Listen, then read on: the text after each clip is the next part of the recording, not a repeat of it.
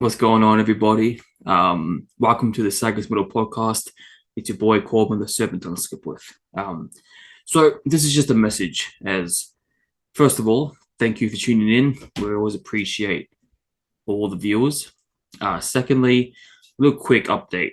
Rand the Berserker Marabou, my, as you all know, co-host and good friend, he is currently dealing with a situation back at home, and it's a tragic situation relating to one of his sons, someone who I care very much for, and who I've seen a few times, and just someone with the sweetest heart in the world. And so, due to this reason, he won't be here for the foreseeable future.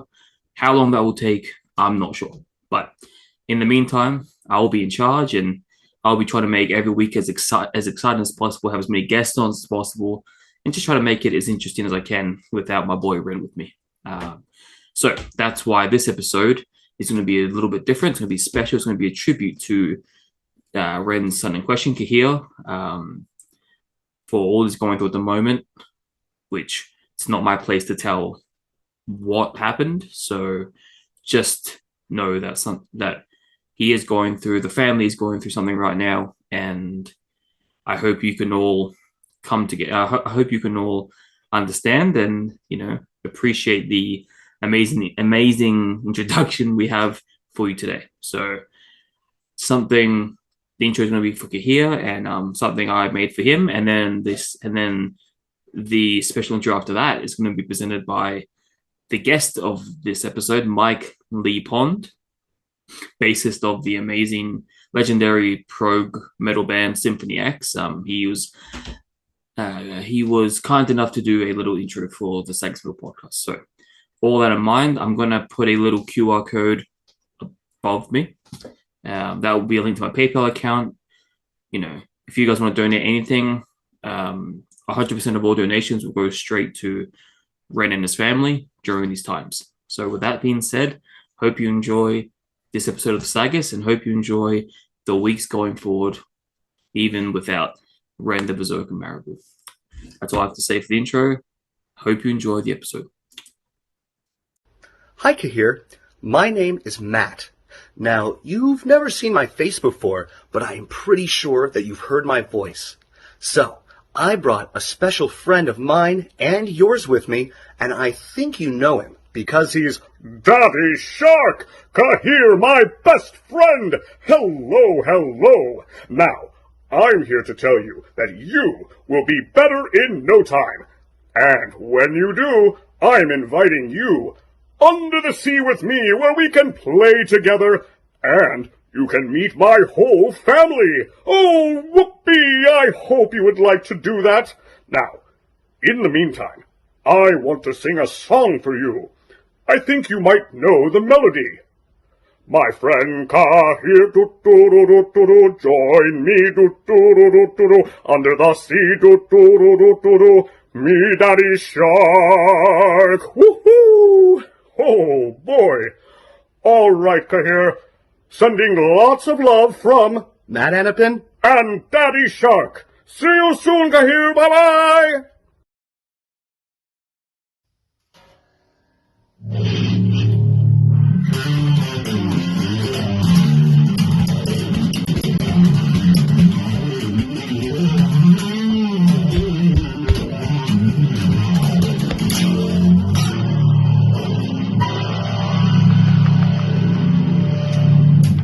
Hey everybody, this is Mike Lepond from Symphony X and Mike Lepond's Silent Assassins, and this is SAGAS, and this is me shutting off the video. What's going on, everybody? This is Corbin, the Serpent Tongue Skip with, and I'm here with very special guest. If you want to introduce yourself. Hello everybody, this is Mike Lepond from Symphony X. And I'm excited to be on here with Corbin, and we're going to have a really cool discussion about a really, really cool album. Yes. Today, if the album cover didn't give it away, we'll be talking about the album the new, or 5, I guess, the new Mythology suite. So just to recap about about Symphony X. Tell me what. So this is I chose this album because, if I'm not mistaken, this was the first album you worked on with the band. This is the time you came in with the band, correct? Absolutely. I joined the band in 1999, and after I got through the treacherous auditions to join the band, and I finally made it, they informed me that they were in the middle of doing an album, which eventually became the new Mythology suite.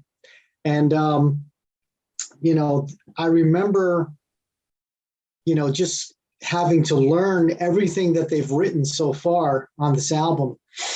And I remember, going to work 9 to 5 and then coming home and then just working on the album till I went to sleep. And it was, there was so many parts and it was so complicated, but I was, I refused to give up. I was like, this is what I want to do.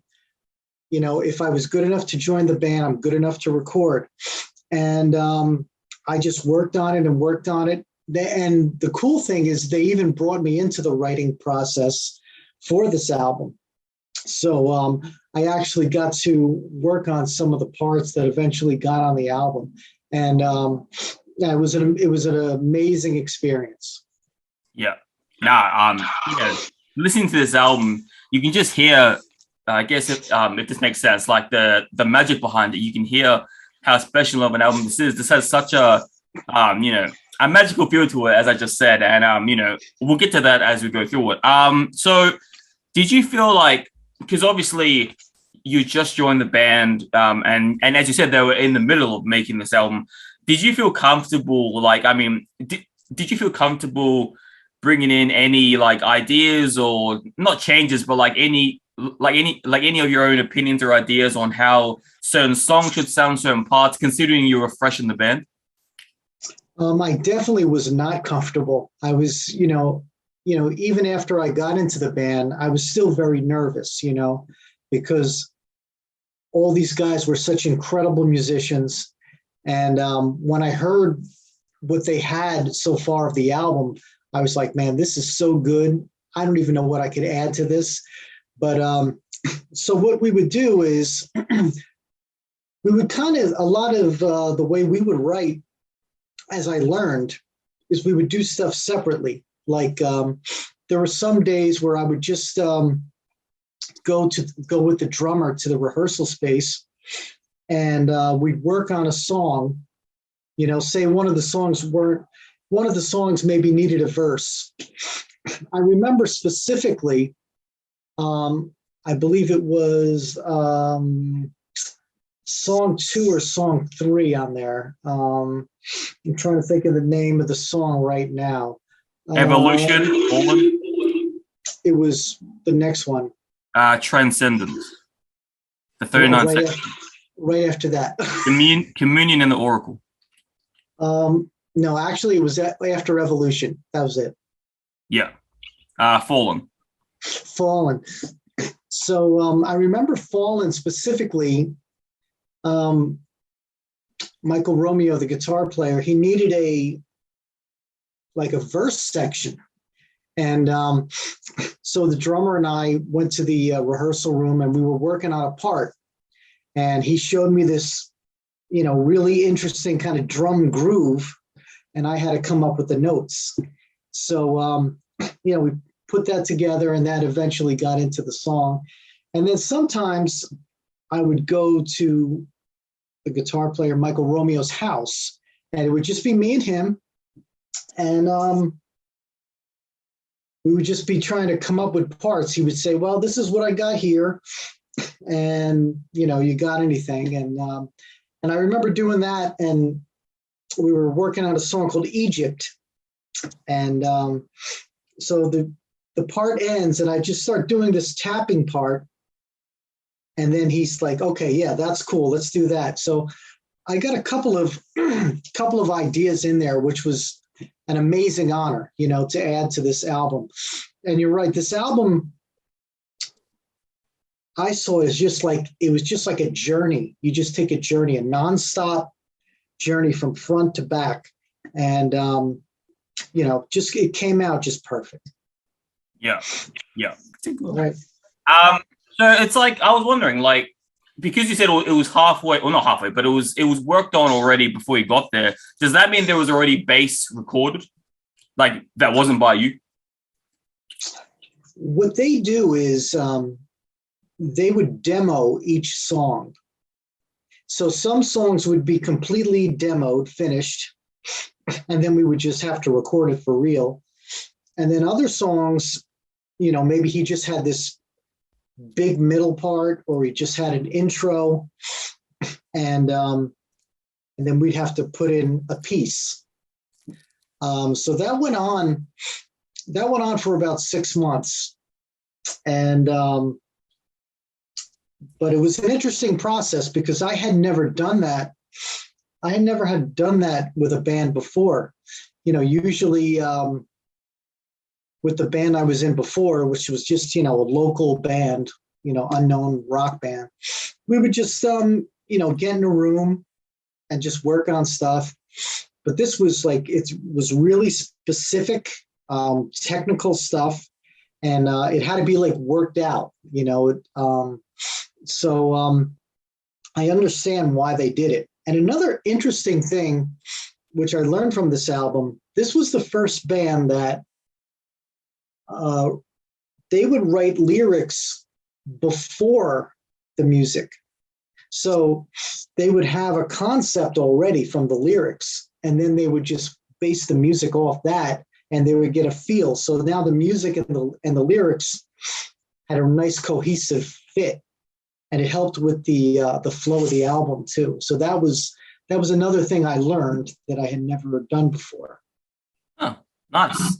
I have to think. Surely that there had to be a point, like maybe the first few months after you joined the band. Surely there must have been a point where you'd be dying to tell if you had any metal friends you had. Like, guess what band I'm part of? Guess what band? Like, you must have had that fanboy excitement about you, right? Oh yeah, all the musicians that I knew, because Symphony X at that time was known real well in Europe, but not so much in the US. So all my friends who were musicians, they were like, who are these guys? And I'd play them the old material and they would be blown away. And then I said, yeah, we're working on this new material, and I'm doing it with them. And yeah, I was definitely in fanboy mode. And so as much as it was scary and intimidating, it was also fun, because I knew that once I got this album recorded, I'm in, and I'm going on to another level of touring and something I've wanted to do for my whole life. So, all this was building up and building up. So finally we finished all the songwriting, and then the recording process starts. So I kind of took a break because actually I didn't take a break. I was practicing the songs at my house, just working on them, waiting until it was time to record. But they started out with the drums first, and then they did the guitars, and then they wanted to do the bass. Yeah. Oh, fair enough. And it's like I realized researching this album that if I'm not mistaken, not only did you join the band, but the drummer returned. Jason. Right. And this is I learned this myself. I wasn't familiar with the history of the band till I got to know them. So they had Jason Rouleau, and then he quit for one album, and then for this 5 record, he came back. So it was cool, it was just a totally different process that I had never done before. And then the fun comes, because then it was time to record the bass. So I find out, we decided, well, they decided that we would go to a studio in New Jersey that they've been going to, for all their albums. And they're like, all right, so you got 2 days. I was like, what? And I was like, okay, could that be possible? Could I get this done in 2 days? So, now I'm really scared to death. But the guys in the band, one cool thing is they were totally chill. You know what I mean? Like for them, it was just like no big deal. They were hanging out in the studio, just, half of the time they didn't even come in the control room. They just left me in there with the engineer. So, the first day I come in and I start going, and I'm doing, and to get these songs good, I mean, you're looking at, 2.5 hours per song, to get the bass done. And it's like, and I'm really concentrating hard. So it's like, wow. So the hours are going on that first day. So we get to the point where, I'm noticeably, exhausted. We're at like 12 hours at this point. And, I'm not even half done with the album, So, the other guys are like, hey, man, nope. Because these guys are also, they're night owls, They're from like 12 to 6 in the morning. That's their time. And I'm just the opposite. I'm up at 6. That's when I get up, So at about the 12-hour point, I was like, guys, my finger, I got nothing left, They're like, oh, man, now I'll make you some coffee. Everything will be fine.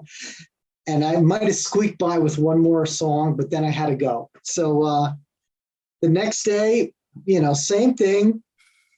They're just hanging out, no worries, and I'm like, sweating, trying. This is like my big break. I'm sweating. I'm all scared. I'm trying to get it done. So same thing. Basically, there were 2 12 to 15-hour days of recording. And I almost got it all done. The only song I didn't get done was the final song. The final song on the record, it's about 13 minutes long. Rediscovery Part 2. Yes. So I got everything done, and they were actually happy with what I did, which was like, I was like, wow, that's great. I don't ever have to do that over. So we just added another day to do Rediscovery Part 2. And I remember that song took me 6 hours to record. But when it was all done, this huge weight was lifted off me.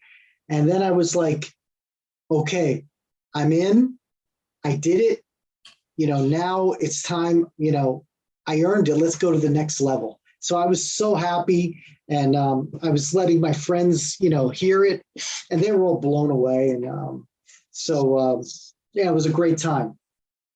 That must, like, moving forward with the rest of the discography that you have now with the band, it must, like, this must have been such a learning moment for you, where now you must be, to talk about the present day, you must now be one of those chill guys as well. Just sitting there like, oh yeah, I got this. Like, because, going from that point to now, you're now one of them, so to speak. Well, you would be. Yeah, once I learned how they like to do things and their personalities and just the way they go about everything, then I was like, it really helped me to just feel like I was part of the band, and it was amazing because I think the album, I think it's, many people, I'd say most Symphony X fans point to the 5 record as the best Symphony X album they've heard, and I've brought it up to the guys many times. I was like, this album has been out for so long.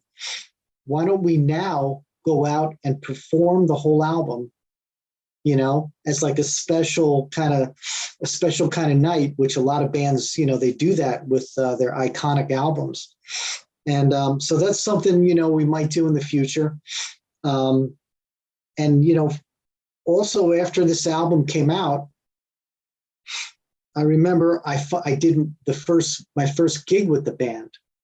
And so we go to Brazil, and this was it was even my first time on a plane, So we go to Brazil. I know nothing about what's going to happen. You know what I mean? I don't know what's going on. And the first thing we do, PR wise, is before the show, which would have been the next day, we do a signing session. So I figure, okay, you go to a signing session at the local record store, you're going to get about 20 people. So I walk into this, it looked kind of like a school auditorium or something like that.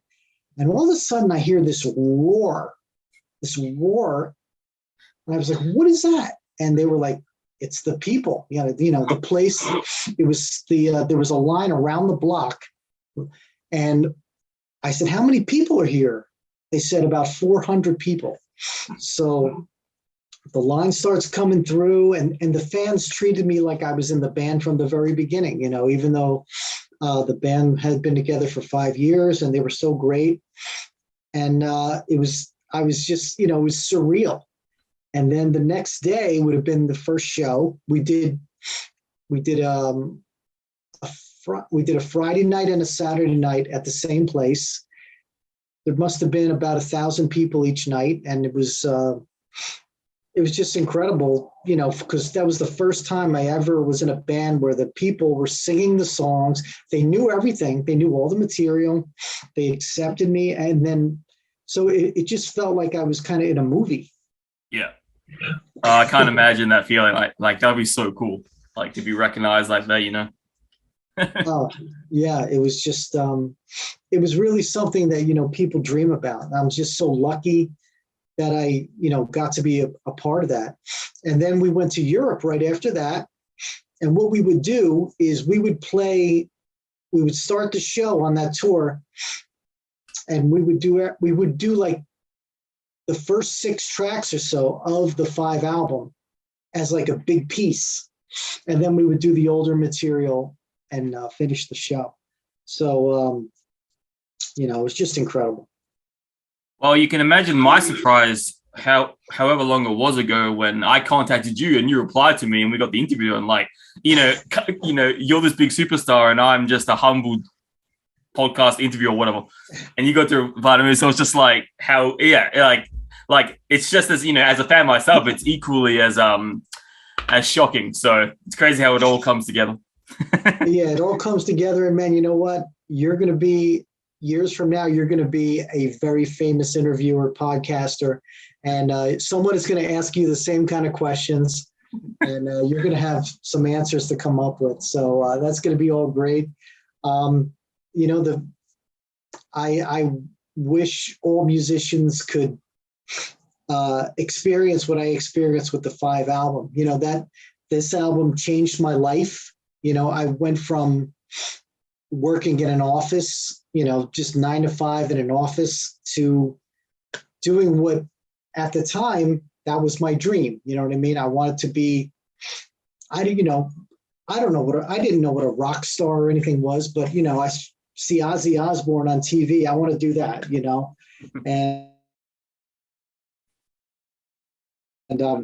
it gave me a really good taste of that, and Symphony X, now all these years later, we're a well-respected international act, and we don't, even if we don't have a new album out, we could go out and do well, and it's incredible. So I'm always happy to talk about anything like this, because hopefully I could inspire young musicians or anyone in the industry to just follow their dreams. Nice. I love that message. And, and obviously I love this album, re-listening to it for this interview is just like, kind of recapturing the gold of how good it was. It kind of makes me wonder, because of the themes of this album, are you, just in your everyday life, do you have much interest in like Egyptian mythology, like Atlantis, astrology, all that stuff? I'm interested in all that stuff. Usually on a weekend, what I'll do is I'll put on some sort of Discovery Channel or Explore Channel or whatever it is, and I'll just watch it. And many times they'll have on something from ancient Egypt or Rome or Atlantis, and I just try to learn because I'm fascinated by all that stuff and all that stuff, UFOs, everything, history, mythology, and I've put a lot of that into Silent Assassin's music too, a lot of the lyrical content, and I probably what I have to say is that interest came from after I joined Symphony X. I became interested, in all this kind of stuff, and it goes perfect with heavy metal music. Yeah, I think anyway. Yeah, no, I agree. I feel like that's one of, I don't know how to word things properly normally, but like I feel like one of the most underrated, I don't know what you call it, skills or underrated things someone can do is just learn. The passion for learning. I think it because I'm exactly the same. Like, I don't know how to do many things. I don't know anything about cars. I don't know much about construction. I can't build anything. I'm a shit cook, even though I make sushi for a living. But as far as normal cooking goes, I can't do that properly. There's a lot of things I can't do, but I still love to like anything. Like, my favorite thing to do is to watch a professional do his job, his or her job. It doesn't matter what it is, knitting, it could be dog walking, whatever their professional has. Seeing someone in their niche, in their profession doing something, it's just like fascinating. I'm just tunneled in learning that our skills I'll never learn, skills I'll never use, but it's just interesting to watch it. Yeah, what you described is exactly like me. I'm the worst cook in the world. I can't, I could barely open a door, I mean, but it's amazing to watch, to watch these guys restore cars, or just build. These guys can build anything, but it's just like you say, just watch somebody just make this magic happen, Yeah. And it's a shame because I think a lot of people, they don't have patience anymore, and they just want information like that, and they're not willing to learn, But I agree 100%, man. Just to watch how things are made is incredible. Yeah, it's like the other day I came in from work and it was pretty funny because like I think my girlfriend came in and she's like, "What are you watching?" Because I was just like, I just came in from work literally 20 minutes prior, and here I am glued into the TV, listening to a sleep analyst talk, a sleep expert, and I'm just like sitting there. He's talking about how sleep affects the human body, all the different things about sleep, and I'm just sitting there like, wow, like this is interesting. Yeah, just sleep. It's fascinating, man. It's fascinating. There's so many things in life that you don't even know. You don't even know where we get it. I mean, I used to watch this show all the time, and I think it was called How is it made, or How does it work, or something like that, and it would just take normal things in your house and show you how it got there, how it's made. And I was like, wow, I can't believe people are so brilliant, you know what I mean, that can make this happen. And, I'm lucky that I have the gift of bass playing and songwriting, that I could contribute something, that's meaningful to somebody, you know what I mean? And, because I can't really do anything else, but I'm 56 now, and I still love listening to music just like I did when I recorded the 5 album. So, it never goes away. You love what you love. Yeah. Nah, that's awesome. You know, one of my favorite mythology stories. I forgot where it's from. I'm not sure which. I'm not sure. I'm not sure if it's Egyptian, Greek, Roman mythology, but the story of the person narcissist. I don't know if you heard that. It comes from the term that's where the term narcissist comes from. The guy Narcissus, he was a super cocky guy apparently, and apparently he looked into a puddle like a pond. He looked into a pond and fell in love with his own reflection, and went down to kiss it, and he drowned. And that's how the term narcissist comes from. You're in love with yourself. It's amazing, right? Like, yeah, it's amazing where some of these words come from. You know, things that a normal person just says every day, but you know, where did the actual word actually come from? It might have come from Greek mythology. It might have come from the Bible, and you know, like so many things. But it's just to learn these things at some point in your life is like, it's just a gift to just keep learning, man. It's just a gift. Yeah, I definitely agree. It's just fun. Like I don't understand how people don't think it's fun. Or at very least interesting. Because I spend most of my time, literally, I spend 24 hours of my day just like every 2 minutes. I'm like, wow, really? What is that like? And like, I swear, I'm like borderline like retarded, like because I'm just supposed to be like every 2 minutes. Wow, I don't know why. I'm always fascinated by everything, which probably means I'm so clueless. I know nothing, but it's just so interesting to learn. Yeah, I'm totally with you on that, man. But you know something, what you do now is really great, and I've seen you've already interviewed some pretty big level dudes. So there's something you know how to do. Thank you very much. So I'm curious. Now let's say hypothetically your band tomorrow, the rest of the band tells you, all right, Mike, we're giving you freedom to go back to the original. I mean, I don't know how you store the stuff, but the original V album tapes, you can change anything you want about it. Anything you want. Merry Christmas. Well, then you change anything you want. One thing. Is there anything you will change about the album?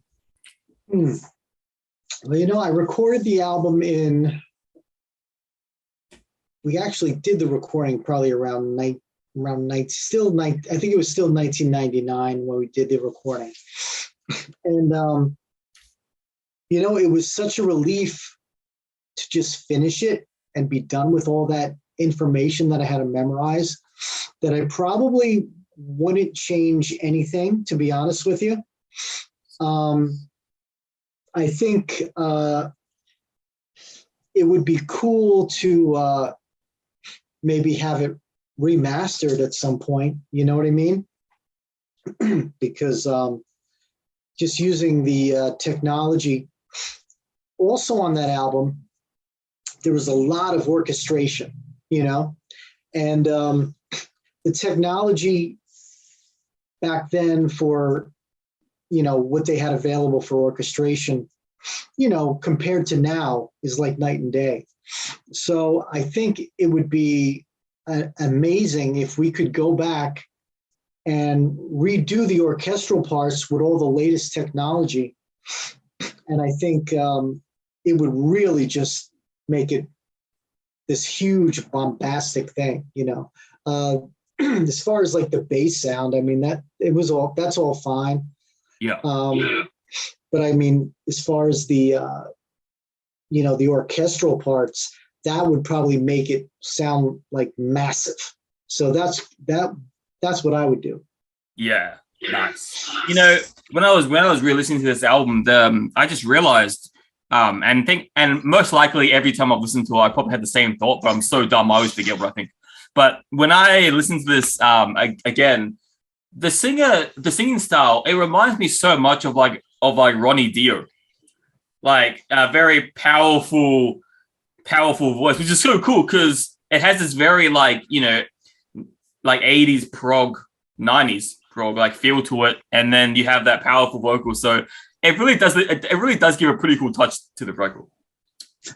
Yeah, our singer Russell Allen, he what sets him apart from I think most singers is he's so versatile. Like Ronnie Dio, it's funny you bring that up because that's his favorite singer. So he definitely has that Dio growly tone when he wants it, but then he could turn around and sing like this beautiful ballad where it'll sound like, kind of sound like Kansas or something like that. And that's what really puts the band over the edge, because besides like the really cool and interesting music, you have a singer that's got the soul. I think a lot of the prog bands, the singer tries to follow the music too much, and it's kind of a little hard to follow. It's like, kind of being in a car and you're going fast and slow. But if you could have a singer that doesn't make it sound proggy at all, that just makes it sound just perfectly normal, even though it's not, that's what makes a great prog song. And Russell is just able to do that with effortlessly. So, he's definitely one of the best. And in the studio, he's just nails it. I mean, it just goes by so fast. So, he's a tremendous addition to the band. And, that lineup on that album is still the same lineup we have today. So the drummer never left again? No, he never left again. And it's amazing. We've been, I met those guys in 1999, and it's just been us the whole time. We've been through so much together, and, we have no intention of stopping. So Nice.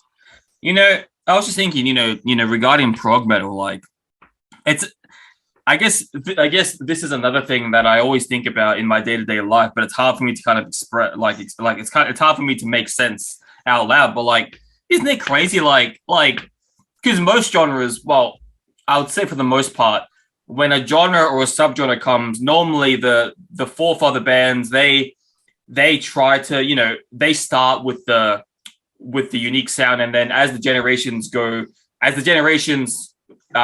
follow that music, they improve on it, they make it better, they tweak on it until it becomes a stronger version of the original, what the forefathers tried to make. But the fact that prog metal somehow started, give or take, with a band like Pink Floyd, a perfect band in all sense of the word, like that's crazy. Like I think about that, I'm like, who can? I mean, when you think of prog, what bands can beat Pink Floyd? Like Pink Floyd, how did they start how did a band like that come out so early and perfect so many things? The Wall, Dark Side of the Moon, Animals. How did they do that? Wow. And then it's so rare, I think, for a band to start off so early in the making of the subgenre, but be so perfect at the same time. Like that's almost a weird contradicting paradox. Yeah, it's incredible. And the 1970s was a time where bands did not have to worry about being turned into cookie cutter little bands by the record companies. They would just play whatever came out, and that's why all the bands were so diverse. And Pink Floyd was no different. They just played the stuff, which probably to them was no big deal. They were just writing songs, but it was just so epic, and it was so different at the same time. And and then I think other bands also added to it. Then you had bands like Yes, and ELP, and bands like that. And then it started to take shape, like you say. And then once heavy metal entered the scene, it was only a matter of time before, a metal band was going to take those prog influences, and put it, and put the heavy metal guitar to it. And, I guess around 1992 is when I discovered Dream Theater. And they had these heavy guitar riffs, but it was, you could tell it was not Judas Priest. It was definitely influenced by these older prog bands. And so that was really interesting. Now, Symphony X's influences, we came out maybe about 3 years later, a few years later, maybe. Our influences, I think, were from the early days, definitely Kansas, Yngwie Malmsteen. I would say probably Pantera as well. And those influences, I think, were prevalent throughout our first 5 years. And then around 2007, we kind of went in a heavier direction. Yeah. And you know what I mean? And but for those first few years, I think we were definitely a little more proggy than we are now. So I don't think we're as proggy as the old days, but we still throw a little bit of that stuff in where we think it fits, So you say Pantera, that means it would have been early, so like hair metal Pantera, besides group Pantera. I think what I'm guessing is Cowboys from Hell and before. I think probably Romeo heard Cowboys from Hell, and he really started to get into that record, and then followed them, with the next one. What was the next one? Was that Far Beyond Driven? Is that the next one? Let me search. Right? Because I know they changed their style with Vulgar Display of Power. They became more heavy with that. Yeah, but that was 92. Okay. But I'd say the first 3 Pantera records, huge influence on us. And I think that's what made us start to go in that direction, a little heavier and a little more groovy. If you notice, probably from about 2007 on, we're a little more groovy. Yeah. But, we took out the bands that were influencing us, and Dream Theater did that. And now, you see a lot of bands that, which is amazing, that we've had influences on. And, and the cycle just continues, and then bands will do stuff that we started, and they'll improve on it, make it better. And that's the great part of metal music, man, just like other bands, I mean, heavy metal as a genre in the 80s had very little keyboards, and then when you got into the 90s, you had bands like Blind Guardian putting in these big epic keyboard parts, and it's like, wow, okay, they're bringing it to the next level, and it just keeps going. So it's just great to see where it all goes, Whenever I think of if I had to make a Mount Rushmore of prog metal, for me it would definitely be you guys, obviously, Dream Theater, and Tool. I think Tool. Yeah. Like Tool. They're the most diverse band. Like they're the most unique. They're the kind of band you hear the first note, it's Tool. Oh yeah. Oh yeah. There's no question about it. There's bands that as soon as you hear it, you know it. Yeah, Tool is a really interesting band, and they are so huge, and they didn't sell out to nobody. They just did whatever they wanted to do. They don't care about anything, and they're incredibly huge. I have tremendous respect for Tool, and definitely a great, fantastic band. I wish we could open for them someday. Yeah, it would be. No, I mean, surely if whoever's in charge of the management, I'm sure they could contact Tool, get a little thing going together. Yeah. That'll be fun. That would certainly help us. Yeah, they're definitely an interesting band to say the least. So yeah, this is a classic album by all means. You know, your first time coming in, and it's just like it really helps set the tone for the band and how Symphony X was going to be. Yeah, so I think it wouldn't be an understatement. No, I think it would be an understatement to say that, you know, to say that your contributions to this album and going forward is what really helped push the sound to what it is today. So I think you deserve a pat on the back for that, for your contributions. Well, thank you. I mean, that's an amazing compliment. You know, I think what I brought to the band was, because I came from more of just a heavy metal, hard rock, blues kind of background. So I think I added a little more of a groovy feel to it, you know, rather than technical, you know, just technical kind of playing, you know, more of a kind of groove, little sloppy, little dirty kind of feel. And I think that did help the band in the end. So, you know, it's just been an amazing ride. And till this day, you know, even on the last tour, you know, we were playing Evolution live, you know, and anytime the fans hear Evolution, they love it. They go crazy. In recent past years, we've done Egypt and Death of Balance. But I really would like to, at some point, do like a special night where we do the whole album.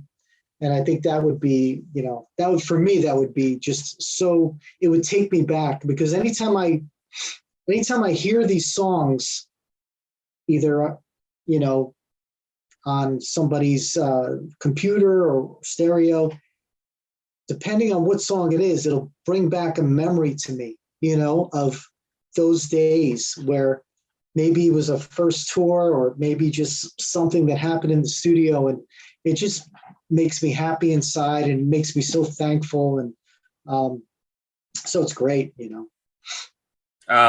Well, I'm already calling it now, and this is the way it has to be done. You guys are going to play the album in its entirety when you come to Melbourne. That's what's going to be. I've called it here. Okay. That would be fantastic, man. That would be totally fantastic. That'd be great. And yeah, each album has a specific, you know, brings specific things in my mind, you know. So if you ever want to do another record, have me back on, do another Symphony X record, I'd be happy to do it. You know, each album has memories to it, and you know, I mean, and they're just good memories of like fans that you just met out of nowhere that became good friends, or just something that happened in some country, you know, or just somebody you met along the way that influenced you in some way. So it's always, you know, it's always so positive, and it always makes me realize of how lucky I am. Nice. That's awesome. Look, thank you again for being here with me today, you know, talking about this album and just talking with you for the second time. Actually, for those who don't know, we did an interview months ago on my solo one for my YouTube channel. So to have you back here to talk about this and to finally get you on the SAGAS Metal Podcast, it's been an absolute delight. Brother, always happy to come on. I'm so proud of you, of how great you're doing with your podcasting, and all the best to you, and I'll see you soon. Yeah, thank you again, and I'll send this to you once it's all up. Yeah, once it's all uploaded and done. Thank you, Corbin. Thank you. Have a good one. All right, brother. Bye-bye.